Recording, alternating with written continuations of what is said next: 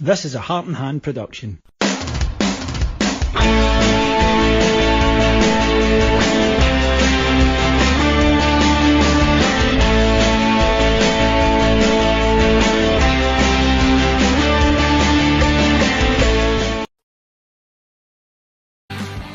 I'm Adam Thornton, and this is the show where we delve deep into Rangers play from a tactical and statistical angle.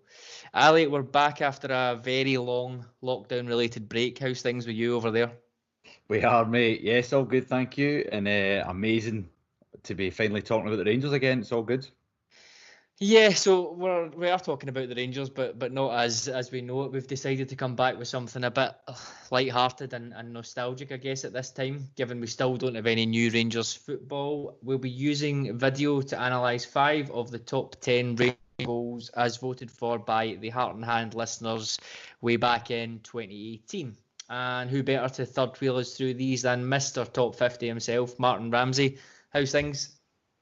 I'm good, mate. Thank you. A pleasure to finally be on a intellectual pod, and a happy third wheel.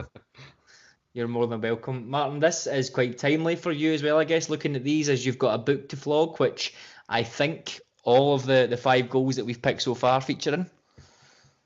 4 of them, I think. I don't think the Dortmund one did get there, but yeah, the big moments in big games. That's why we remember them. That's why the Rangers fans or our listeners remember them when they voted.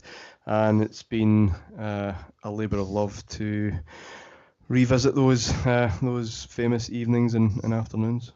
Yeah, I can't wait to the final copy. I'm sure it'll be brilliant. I've read a couple of chapters, mostly the ones that I'm in, and they were good, obviously. So, yeah, okay, so let's get into this. I'm sure you can tell by the screen in front of you, but the first goal we're going to be looking at is Ali McCoist's diving header against Leeds in the Champions League all the way back in 1992. If you're a new watcher to the YouTube channel, the app you can see on the screen is called Tactical Pad and is available on desktop and app stores. Martyn, before we get into the breakdown of the goal, this is a season that's been covered pretty extensively on Heart and Hand, including the Treble Kings series, which we did and recently finished.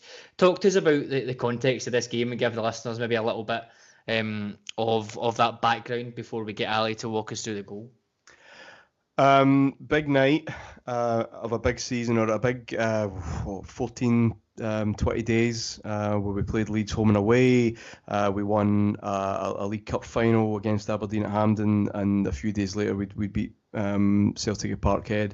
It just felt as high and as busy as I could ever remember following Rangers. And it wasn't just to get through to the third round of the European Cup, it was to get through to the very first ever Champions League, which obviously we were desperate to do. And the Battle of Britain thing doesn't happen that often, and I certainly hadn't seen it as a fan in my time. So to beat the English champions, there's obviously a lot riding on that. First leg we won 2-1. Did well to get back after such a shocking start, but we were kind of looking for that third. I think everyone leaving Ibrox thought we maybe needed that 2-goal cushion. The entire English media thought away goal, only one behind, it's kind of done. I'm not exaggerating that was pretty much the narrative. So a nervy night watching at home. Hateley's goal in just as many minutes, I think, as Gary McAllister's goal, and just as good. You would think settles the nerves, cancels out that away goal. We have a 2-goal cushion. This game was really about these 2 incredible strikers in this incredible partnership and an incredible goalkeeper. I thought the Rangers' defence, in my head, in my memory, was solid and secure, and this was just this brilliant team rearguard action. And as I write in the book, it wasn't. It was Gorham. Gorham against Cantona, how many times? Gorham against Chapman, Gorham against McAllister, Speed and Strachan, Rocastle, a really excellent Leeds midfield. Non-stop, incessant pressure, and he was outstanding. And he allowed us to soak it up, and we have this kind of breakaway, which would become a thing of Walter Smith in Europe second time around a lot. Think of Sporting Lisbon. Maybe wasn't so much then. And incredible that we have this amazing Mark Hateley goal. power and surprise and just a sensational strike, and it's bettered. So to have two of the best goals ever scored in Rangers history in a match that felt on a knife edge for most of the night, it was just an incredible time. 92-93 was voted the best of the trebles on our Treble King show, and with good reason. What does this one mean to you? I don't remember this from the time. I just think my memories come from watching the videos, maybe 2, 3, 4 years further down on. So the memories are blurred. But what about you? Yeah, my family and I, we still lived in England at the time, just outside Wigan, and we're in the process of moving back to Scotland. So I was obviously been to a couple games as a youngster, but none of that I can really remember. However, this campaign seared in my memory through just watching games on TV, and then later part of that season, when we moved back to Hamilton, we'd start to go to the games, and I think I got to the Moscow game at the end of the run. But yeah, in terms of this match in particular, getting able to see it live on TV, which again I don't think you could in Scotland, or certainly in West Central Scotland, and yeah, just a complete shock as to how this was going. Again, being a youngster, I'm getting all the context from all the adults as to what's going on, how this is all going to play out. And then, yeah, just again, having watched it back so many times, I've probably formed a lot of my memories through just watching it enough. But certainly this is without doubt my favourite team in terms of liking the players. I don't think there's any one of these players I didn't really like, or certainly not adore, through the years. But yeah, it's a magnificent game, and I just don't think we truly appreciate, as Martyn said there, how written off this team were. This was an afterthought that Leeds were going to go through, and the fact that we turned them over so heavily was, would obviously go on to cripple Leeds that year, who had a catastrophe in the league campaign. Yeah, I think as Martyn alluded to, this is a classic breakaway goal, but this didn't happen for Smith in his first time. It was much more second time around. This kind of backs to the wall and being saved by the goalie wasn't something that we'd seen very much. But we had McPherson at right back, Goff and Brown in the middle, Davy Robertson at left back, and then Hateley and McCoist up top. Dale Gordon on the right, and then Ferguson and McCall in the middle. I've positioned the video at the breakaway alley, so just when John Brown wins the ball from Cantona on the edge of our box, and that starts the move. Do you want to run us through from there? So when this turnover happened, obviously you can see here from the graphic, Leeds are piling numbers forward. Clearly they have to get themselves back in the game, so there's a significant imbalance in numbers, but structurally now when Brown wins the ball and it moves forward into Ferguson, they've just not got the numbers to quickly counter press and go win it back. So as the ball then advances into Hateley, there's a cute little step over and it gets out to Durant.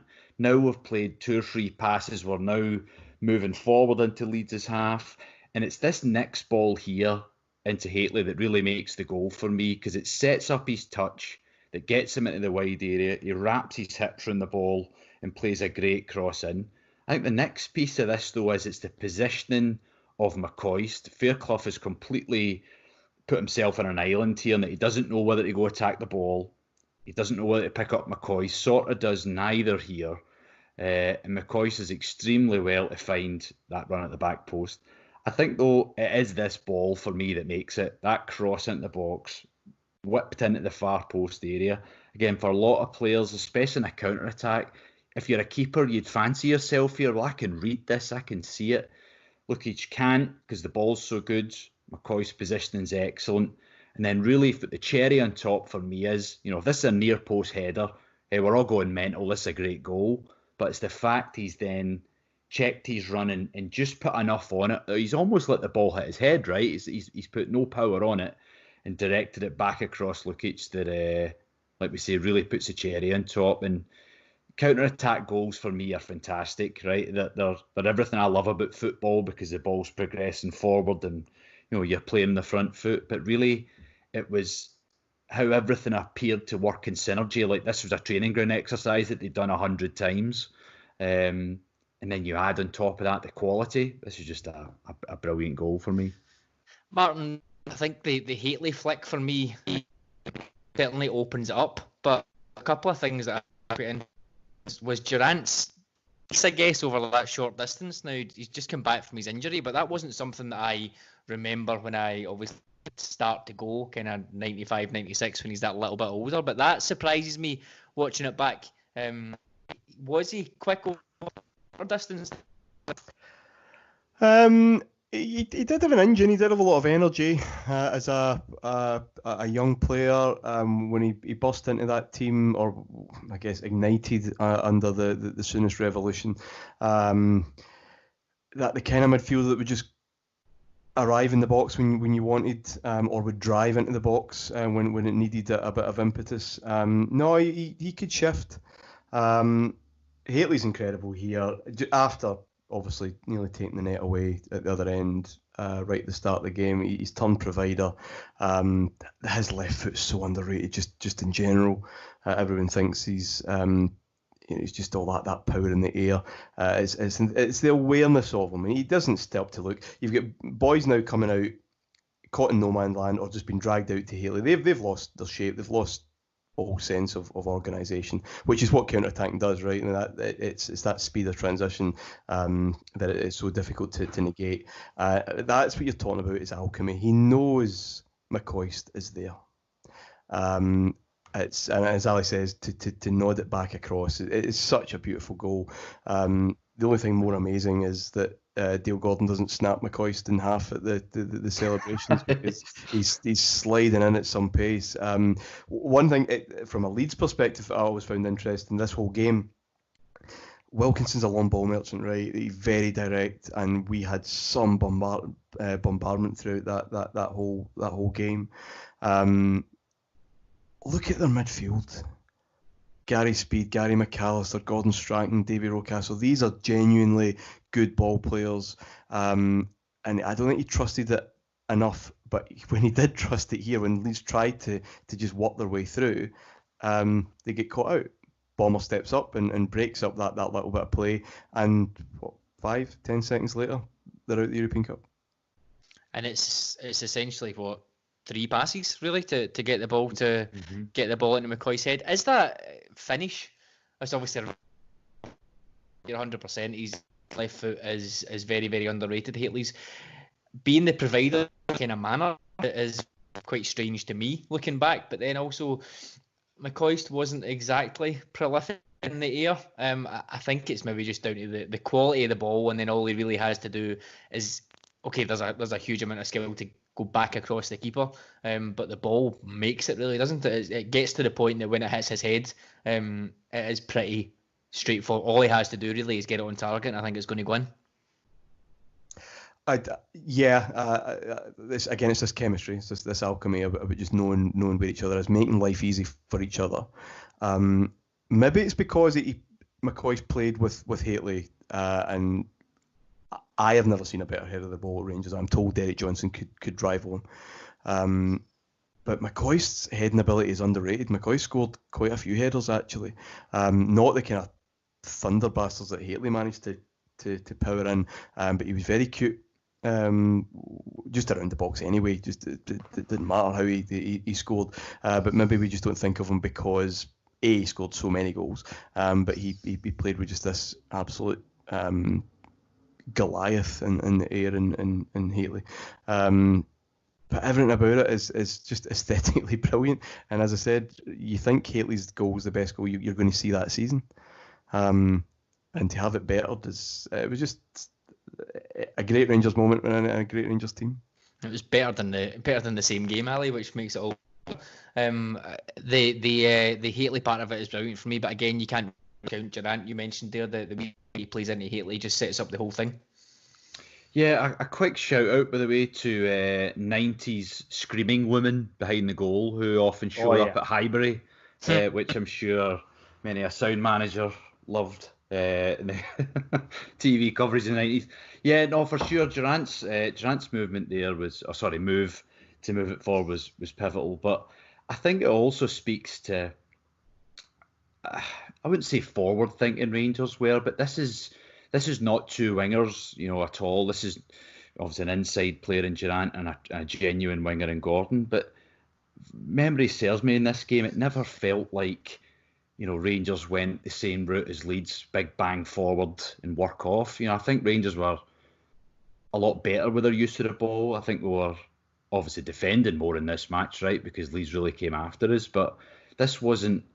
I don't think Rangers were countering with just one forward. It looked at times that we were moving forward as a group, and certainly Durant getting himself into the final third here as well could give us a wee bit more quality. But no, he was, I think, for me, a real unsung hero in this season because he played such so many different roles in the team, whether it be as a second forward or underneath a forward, and certainly coming off the left here, he's had a great game.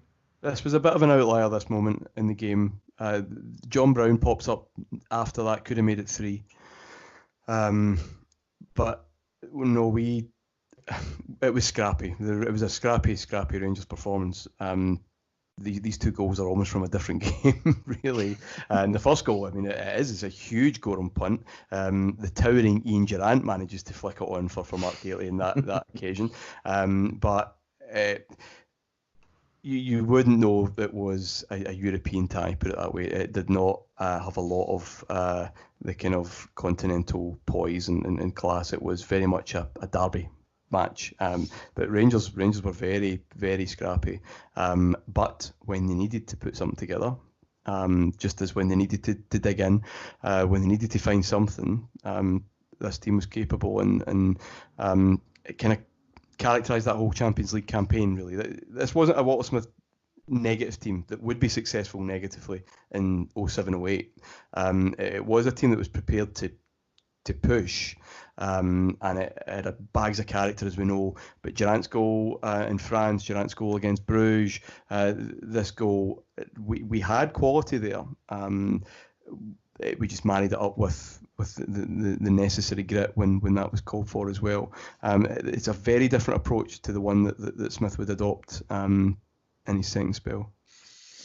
Yeah, absolutely. Okay, so that was the Ali McCoist diving header away to Leeds in the Champions League in 1992. One of the best Rangers goals, certainly, of quality opposition and the combination play. I think that was excellent.